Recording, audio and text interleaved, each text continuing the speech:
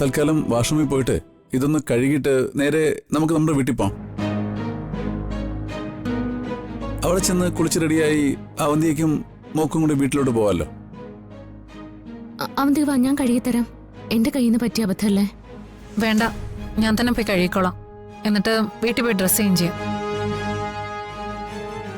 മോള് വാ, പോവാം. അമ്മ പോക്കോ, ഞാൻ ഇവരോട് ബീച്ചിൽ പോയിട്ട് വരാം.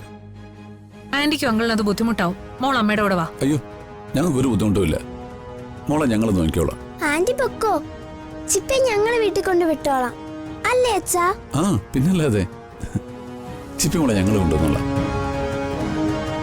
സോറി അവന്തിക, എന്നോട് ക്ഷമിക്കണം. ഞാൻ അറിയാതെ പറ്റിയതാ. ഇനിയിപ്പോ പറഞ്ഞിട്ടെന്താ കാര്യം? പറ്റിപ്പോയില്ലേ. ഞാൻ വാഷ്റൂമിൽ പോയി ഇത് കഴുകിയിട്ട് നേരെ വീട്ടിൽ പോവാം. മോളെ നിങ്ങൾ കൊണ്ടാക്കിയാൽ മതി. എനിക്ക് അബദ്ധം പറ്റിയതൊന്നും അല്ലടി. ഞാനത് മനഃപൂർവ്വം ചെയ്തതാ. ഇതൊരു തുടക്കം മാത്രോ. അർച്ചനാവന്തിക മത്സര സീസൺ ഇവിടെ തുടങ്ങടി.